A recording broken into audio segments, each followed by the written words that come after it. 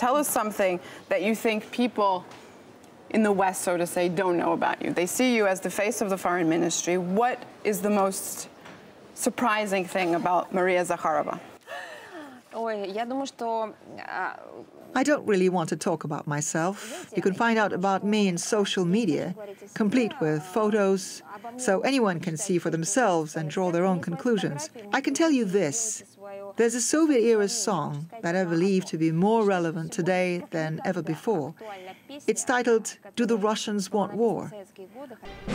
Да, мы умеем воевать, но не хотим, чтобы опять солдаты падали в бою на землю горькую свою. Спросите вы у матерей, спросите у жены моей, и вы тогда понять должны, хотят ли русские, хотят ли русские, хотят ли русские войны. I think this is something the West does not understand about us. There are many issues where they can afford not to understand what we're trying to say. But they need to understand this. Even for modern-day Russians, who grew up at a peaceful time and didn't witness World War II, even though we did witness the war in Chechnya and we've had to face the threat of international terrorism, there's no prospect more terrifying than war. The end of the bloodiest conflict in history.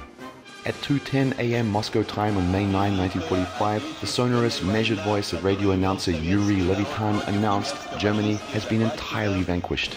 However, the festivities did not obscure the costs. In the Soviet Union, at least 27 million people were dead, out of a total of 55 million fatalities, while many cities, towns and villages lay in ruins. After the iconic parade in June, there were no celebratory marches for 2 decades. Yet the Great Patriotic War, which started for the Soviets in 1941, united the entire nation and remains a centerpiece of Russia's consciousness.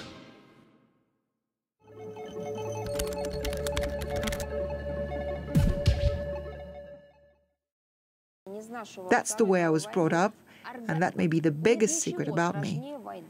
My grandma used to tell me, "Remember, there's nothing more horrible than war."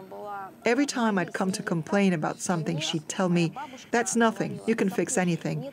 You can redo things and correct even the most disastrous of your mistakes.